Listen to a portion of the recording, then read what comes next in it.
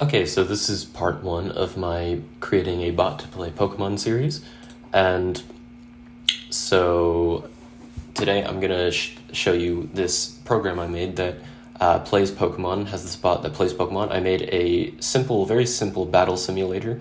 This is part one, so I'll implement more features later, but right now the battle simulator is purely only damaging abilities, or damaging moves. Damaging moves, no abilities, no secondary effects from moves, no EVs, no IVs, everything's level 50, etc. Yeah, it's a simplified version. And yeah, I should mention right now it doesn't handle switching, so I'm only doing 1v1s for the demonstration in this video.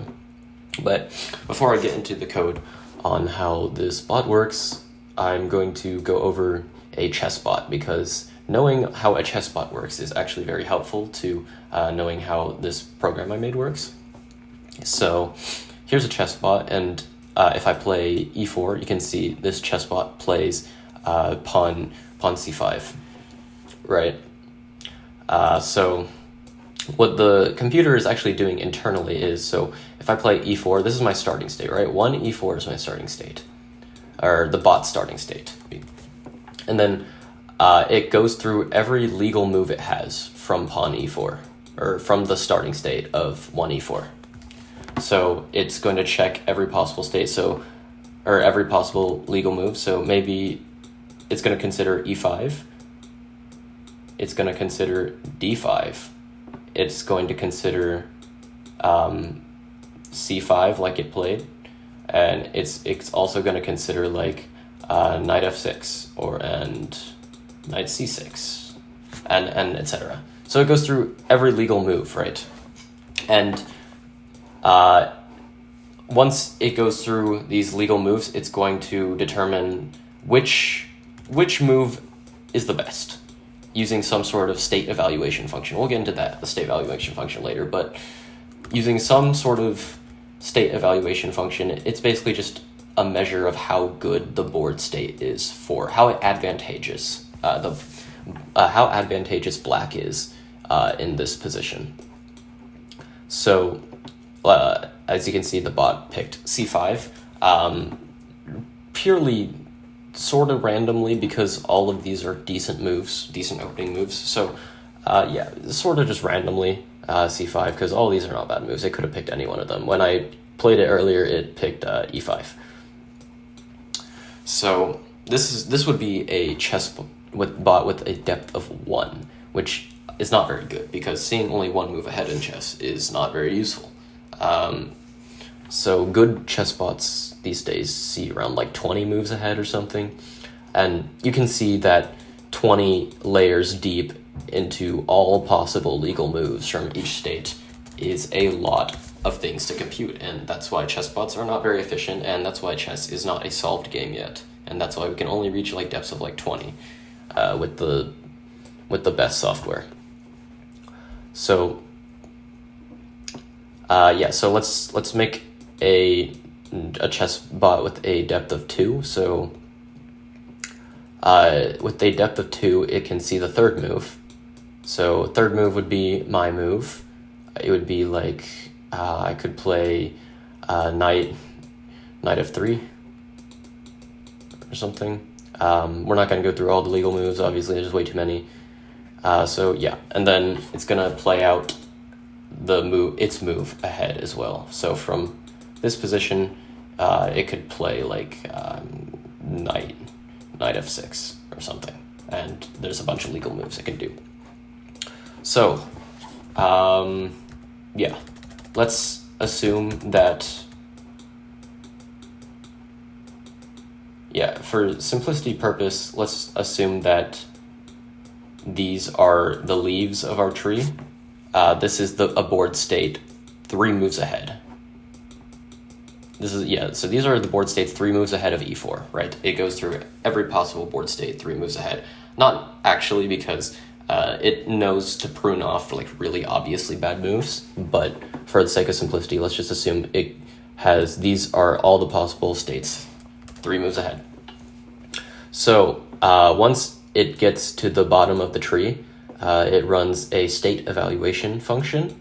So what a state evaluation function is, it's just a measure of how advantageous black is in this state. So if your state is e4, e5, knight f3, knight f6, that is a pretty much equal state, and the state evaluation will return a roughly equal state. So we have a state evaluation function, we take in a state parameter, and what the state evaluation function is a quantitative number that represents how advantageous the state is for black. So to measure this, you could be something that could be advantageous for black is material advantage. So we count how much material we're up or down, and then we multiply it by a weight. This weight indicates to us like how much emphasis should we put on a material advantage, because material advantage is important. If you're up a queen, you're most likely winning, but it's not always the case, because there are tactics that involve sacrificing pieces and stuff. So you're not necessarily winning with a material advantage, but it is indicative of an advantage. So we have material. You could also measure pawn structure somehow. Yeah, you could measure pawn structure, assign it a weight, and then you could also measure like king exposure, because if your king is exposed, that's not good. So yeah, these are weights assigned to these three factors of a state, and then you just want to return like the sum of all of these. Right. There's probably more complex ways to evaluate states, but this is what I'm going to do in my using my bot. I'm just going to identify some key factors in a Pokemon battle and assign them a weight. Right now, I'm just assigning them based on my intuition, which is not very good because I don't actually play the game that often. But later you can optimize these weights using machine learning or just testing them further. Okay, so that's cool. So now let's get to my bot. And so Pokemon is a little bit different than chess. In chess, you make a move, then your opponent makes a move, then you make a move, etc. Pokemon, obviously there's speeds, so it's not fully turn-based. Like, it's a turn-based game, but not individual turns. Like, each turn is, the order in a turn differs by speed, right? And also, just to address the elephant, Pokemon has a lot of luck involved, a lot more so than chess does. And so we're going to have to account for that, because if we only look ahead, in our battle, so we have a battle state, right? Yeah, if we look ahead by using a move, if our bot looks ahead by using a move, right? So let's say it uses move 1. There are many different possible outcomes for using a move, right? For example, like a move could miss, or it could hit. A move can lower special attack, and it can not lower special attack. Things like that. It could crit, it could not crit. And there's also high rolls and low rolls. A lot of factors. So what I'm going to do, at least for now, because you can definitely just calculate probabilities, important probabilities, like probability that your Pokemon gets knocked out, or an opponent gets knocked out by this move, probability that it burns. What I'm going to do right now is more of a brute force approach because the probability distribution of using a move is, there's a lot involved with it, so I'm going to use more of a brute force approach by using the move 100 times. So in this state right here, we're going to use move 1 100 times. Or we're gonna repeat each legal move 100 times. And this will give us a decent distribution of what could possibly happen. If it has a 90% accuracy, roughly 10 of the times it uses is going to miss. And so we get a good distribution of what could possibly happen. It's not perfect. You could do 1,000 times instead, which would be better, but Obviously, with how complex these trees, or how deep these trees get, 1,000 is not good. It's so much more work. 100 is already ridiculous, and so this definitely needs to change, but that's what I'm going to do for now. So right now my bot only has a depth of 2, because it runs it 100 times, and anything more than 2 would be very, very slow, and 2 is already pretty slow. So we're going to run move 1 100 times, we're going to run move 2 100 times, going to run move 3 100 times, move 4. I think I only used 2 moves in my demonstration, so we're going to do move 1, move 2 times 100. And for each move, your opponent can also use any one of their moves. So we're going to do move 1 times 100, do move 1 times 100, and then each move 1, each state right here, your opponent can use any move. We're going to have to loop through all of your opponent's moves as well. So we're going to loop through all your opponent's moves. So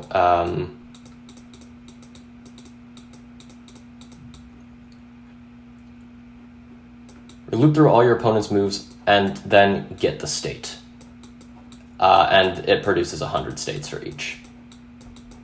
So let's just assume this is 100, even though it's not. So we use move 1, your opponent uses move 1, and this produces 100 states. Then you use move 1, your opponent moves 2 and uses move 2, and this also produces 100 states. And then for each state right here, we're going to run our state eval function. We're going to run our state eval and assign each of these states a value. Now, another difference from Pokemon and chess is that in chess, it's optimal to assume your opponent is going to make the best move. In Pokemon, that's not necessarily the case. If your opponent makes a different move that's not the best move, you could potentially lose. In chess, that's not really a thing. But, so, since we don't want to assume the opponent is we don't want to assume the opponent is locked into the best move, right? Because maybe they won't use it and you're out of luck, then you lose. So we need to account for every move they can make instead of just the best one. So in competitive Pokemon, it's typically a good strategy to make the moves that account for the most of your opponent's possible moves. So we're going to use the same logic. We're going to go through each of the opponent's moves and evaluate all 100 states for each move. Evaluate all 100 states and average them. So average them for move 1. So this is some average state val for move 1 for the opponent, and then we're gonna have some average state val for move 2. Yeah, and then for these average state values for move 1 and move 2, we're going to average these, and basically the average of these two is roughly how well move 1 of the bot covers for both of the opponent's moves. So it's a measurement of how well move 1 covers all of your opponent's options. And we're going to do the same for move 2. And whichever one covers for more of their options, or is better at covering for their options, is the move we're going to pick. So that's how that works. And in the code, you can see this is my state evaluation function. This is not extremely good. I'm also using a non-constant in a constant variable. Please ignore that. I could move it to the actual value and not the constant, but I was lazy. So this is the state evaluation. We have your is 1. So if this move could cause you to win, we like that, so we're going to put heavy emphasis on that. If it could cause you to lose, we're going to put a heavy negative emphasis on it. Team diff is if your up a Pokemon. So if this move will knock out an if this move will knock out an opposing team Pokemon, then that's a very good move. We're gonna have our active Pokemon's HP, because the higher your active HP, probably the better your state is. Opponent's active HP, so if your move gets them low, then that's good. Physical vulnerability is if you have low defense and your opponent has great offense, then it's probably not good for you. Special vulnerability, same thing, but we're for special attack. And then we have opponent physical vulnerability. Opponent special vulnerability is the same thing, but for the opponent. And then is faster. Being faster in Pokemon is very important, so we're going to assign a weight for is faster. And yeah, these are how we get all the values. And then we just take the dot product of a vector of the weights and a vector of the values to get the state. Yeah, and then this is my recursive algorithm. As you can see, I've not handled struggle or switch yet. So yeah, this is my recursive algorithm right here. It just goes through all your legal moves, or goes through all your legal moves, goes through all your opponent's legal moves, runs it 100 times with a depth of 2. So now I'm going to give a little demo of the program working. So right here, I am using a Blissey with Tackle and Giga Impact, and the bot is using a Chansey with Extreme Speed and Giga Impact. So obviously this is losing for the bot, because I believe like 3 or 4 Giga Impacts from Blissey will knock out Chansey, but I'm going to just keep spamming Tackle.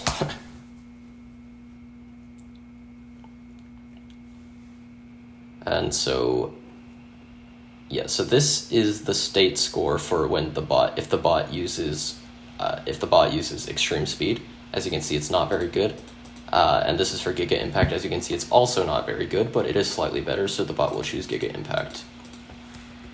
So I'm going to keep running this until Extreme Speed becomes better.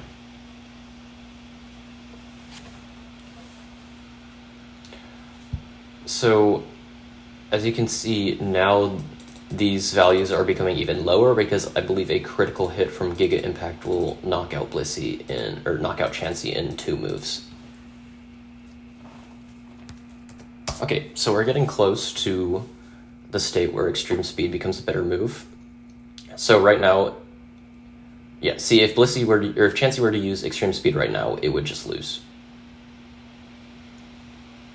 So yeah, it has to choose Giga Impact, which is significantly less bad. Okay, but now it's still negative, because I could have knocked it out with Giga Impact. But now this is important. I'm at 9 health, Chansey's at 14. I'm faster than Chansey, so my Giga Impact should knock it out, but Chansey has Extreme Speed. So if I use Giga Impact now to knock it out, Chansey has Extreme Speed, right? So the state eval for Extreme Speed should be very high. Yes, 83. So it knows it's winning, but if it uses Giga Impact, it loses. It just straight up loses. And yeah, you can see that it knows it just straight up loses, so it uses Extreme Speed and wins the battle. Nice. So that works nicely, and I'm just going to show you all like a few more cases. Let's say I have, like, instead of a Blissey, I have a King Gambit. Yeah, I have a King Gambit, and I knock it out in 1 move. And the bot knows that it just loses no matter what. Yep. Straight up just loses. It knows it loses right off the spot if I use Giga Impact. Yep, and that's what happened. And it uses Extreme Speed. It uses Extreme Speed because it gets me slightly lower before it dies. Nice. And let's just do the reverse also. Oh yeah, by the way, I do not check if the Pokemon can actually learn the move.